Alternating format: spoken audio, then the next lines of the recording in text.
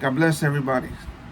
Today's title is God the Father Has Feelings. So we're going to talk about Adam and Eve and Cain and Abel. So we're going to begin with the creation of man, which is Genesis 1:26.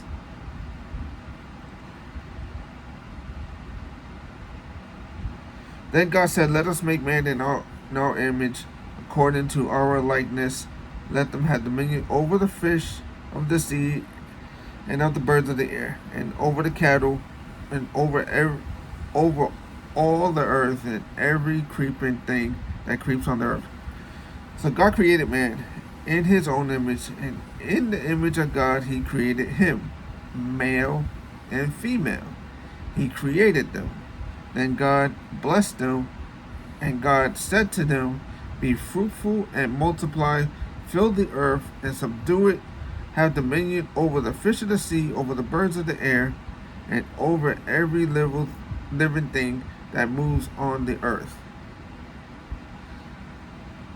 So here, God creates man and has given him authority over everything,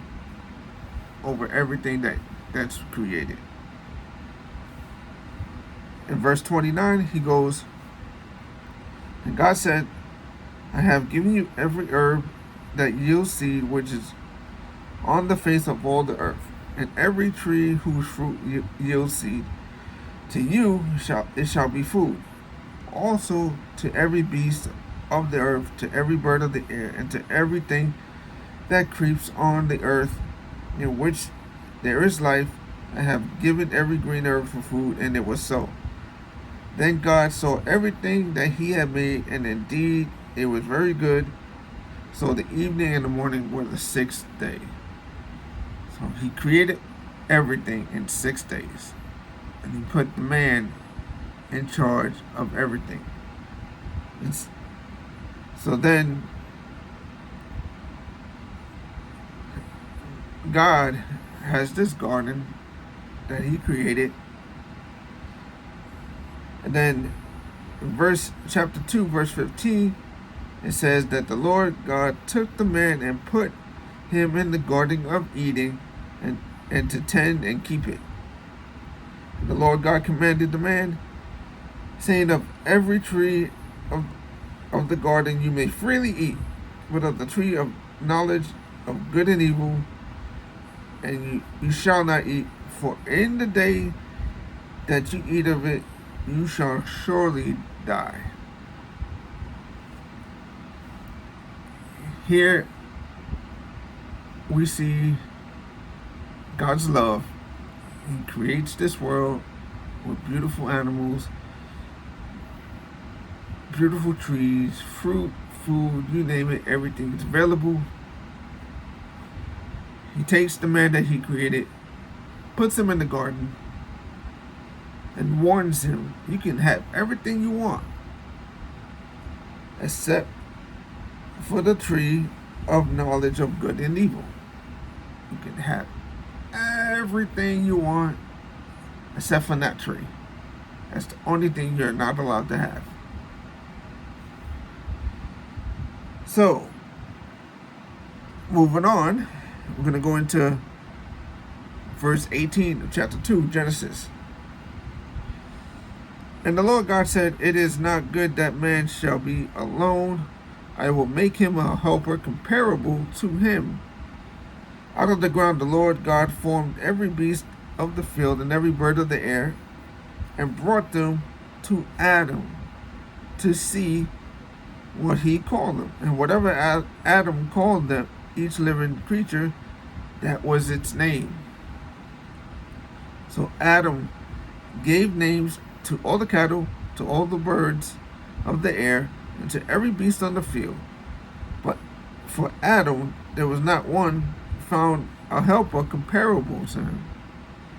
Verse 21. "And the Lord God caused a deep sleep to fall on Adam, and he slept. And he took one of his ribs and closed up the flesh in his place. And then the rib which the Lord God had taken from the man, he made into a woman, and he brought her to the man. Verse 23. And Adam said, this is now bone of my bones, flesh of my flesh. She shall be called woman because she was taken out of man. Verse 24 and 25. Therefore, a man shall leave his father and mother and be joined to his wife, and they shall become one flesh. And they were both naked, the man and the wife, and were not ashamed. So, here we see God's love and compassion for Adam. God sees that he is alone, and that is not good for a man to be alone. So he causes Adam to fall asleep, and he takes a rib from him and creates a female, which is his helper, which is his wife. Adam calls her woman because she became from man, and her name was Eve. So here we are in the garden. Everything is set. All they had to do was maintain the garden, stay away from the tree of knowledge of good and evil. So moving on to chapter 3.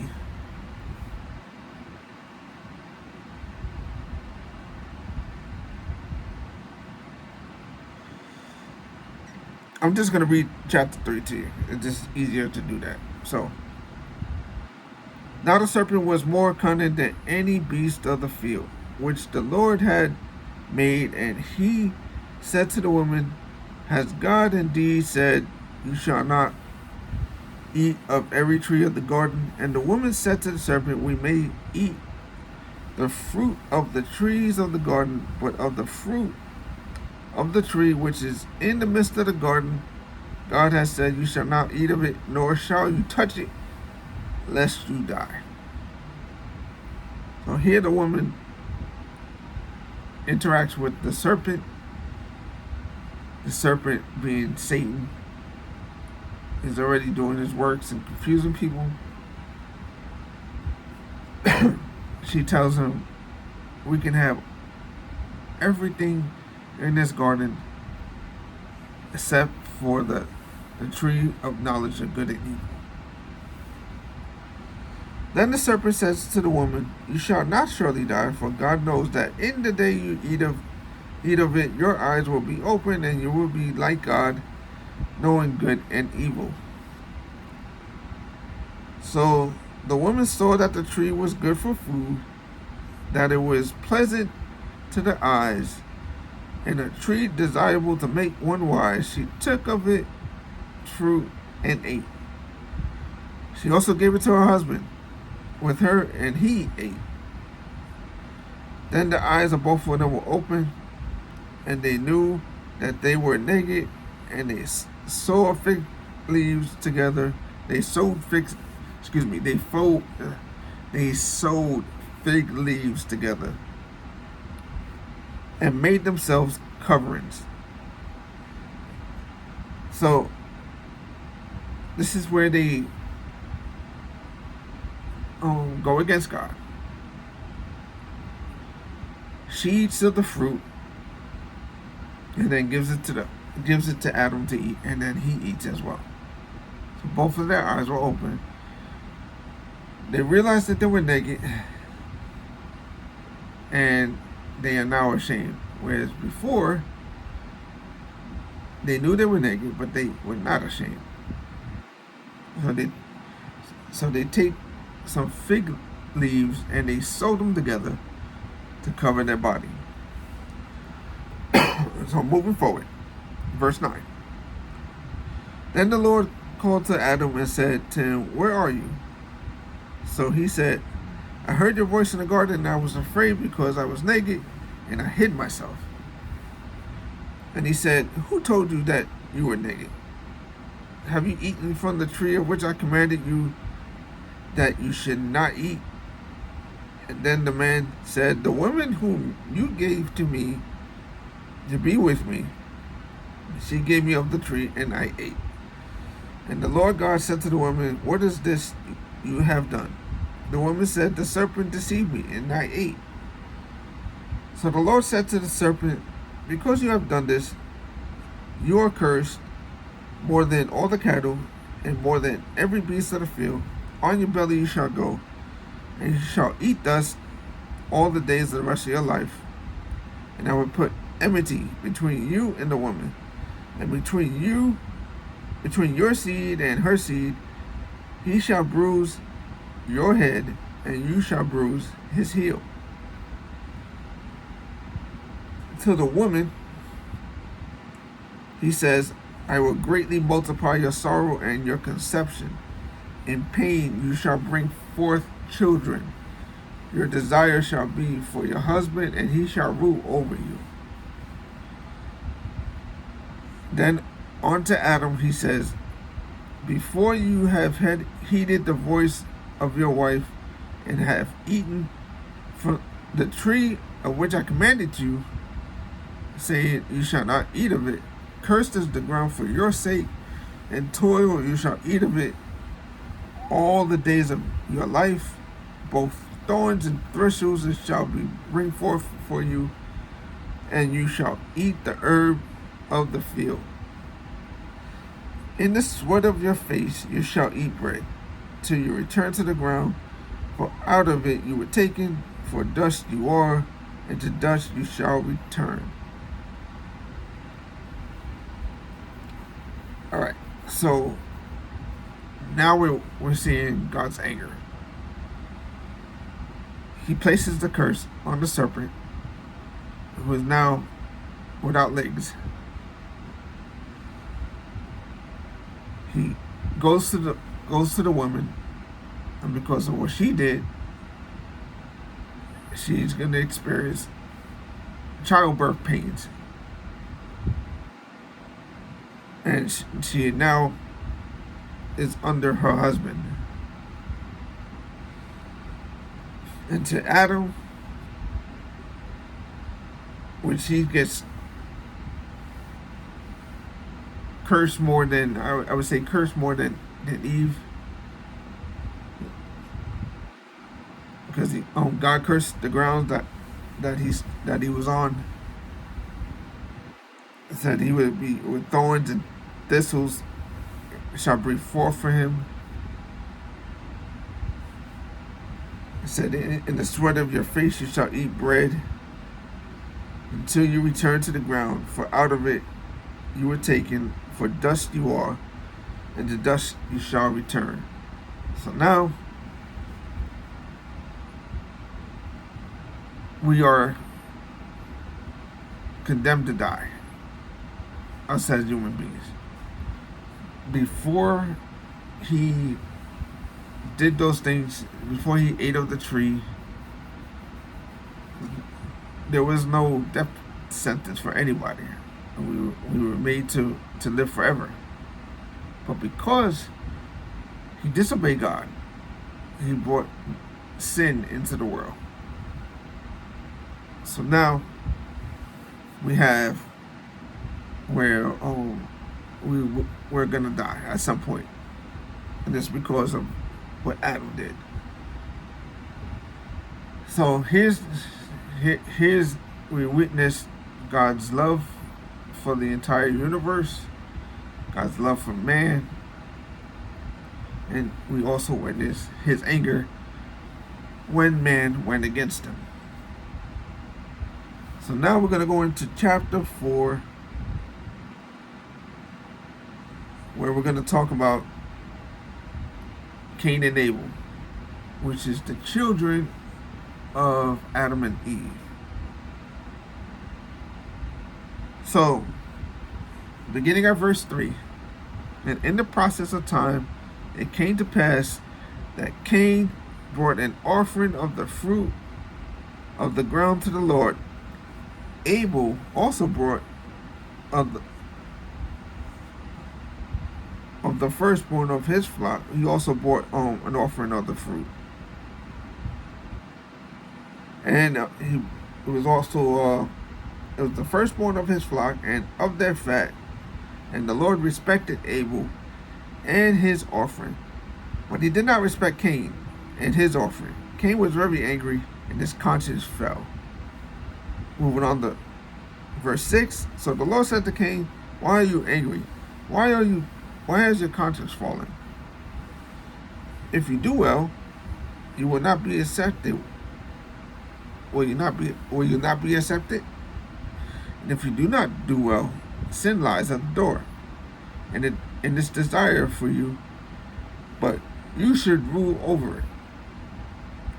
Cain talked with Abel, his brother, and it came to pass when they were in the field that Cain rose up against Abel, his brother, and killed him. Verse 9.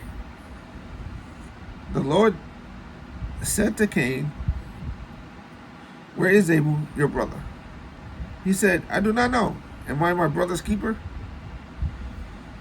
And he said, "What have you done? The voice of your brother's blood cries out to me from the ground.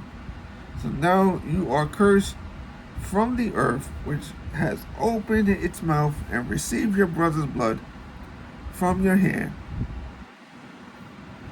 When you till the ground, it shall no longer yield its strength to you. A fugitive and a vagabond you shall be on earth." And Cain said to the Lord, "My punishment is greater than I can bear.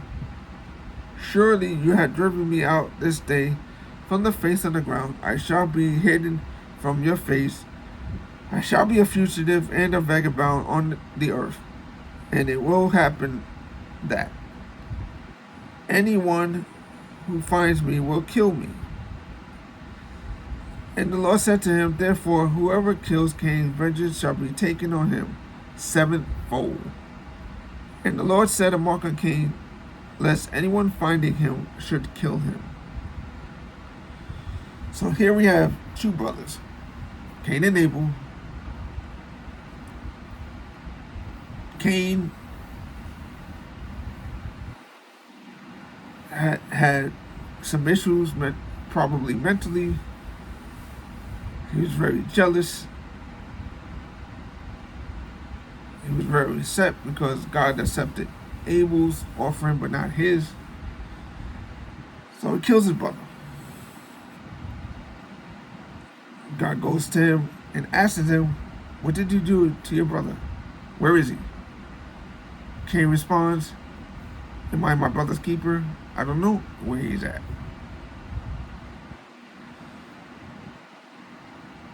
Obviously, God knew that Cain killed Abel, so he set his punishment to be a fugitive and a vagabond. Now, God could have killed him instantly, but he chose not to. He put a mark on Cain's forehead so that nobody else could touch him. So here we see God's anger, but we also see his mercy. It's like I said, he could have killed him right off the bat. Didn't have to let him live. Didn't have to put a mark on his forehead to be protected, but he did. So with Adam and Eve, we saw the love, we saw the anger, also saw the compassion, because he could have killed them too, but he didn't. He allowed them to live until they returned to the earth. Cain and Abel, same thing. He asked Cain, "Why are you so angry?" If you do well, you pretty much will get treated well. But he was jealous. Cain was jealous, and he was upset because his brother's offering got received and his didn't. God could have killed him for killing Abel, but he did not. He showed his mercy by letting him live. He also showed his love by placing a mark on his forehead so that no one else can kill him. And then also, he warns everybody else, if you should kill him, vengeance will be mine. So, this is it for today on God the Father Has Feelings. There's going to be a lot more coming this week. So, every day there'll be different content. Tomorrow will be Moses. I'm thinking Moses is going to be multiple parts. So, because Moses, there's a lot of stuff going on with Exodus. I don't think I'll be able to do it in one video. But, matter of fact, I know it won't be done in one video. It's going to be at least 2 or 3 parts, I would say. But if you like this content, people, just hit the subscribe button. You can also comment. Let me know what you think. I love you. God bless you. And I'll see you on the next one.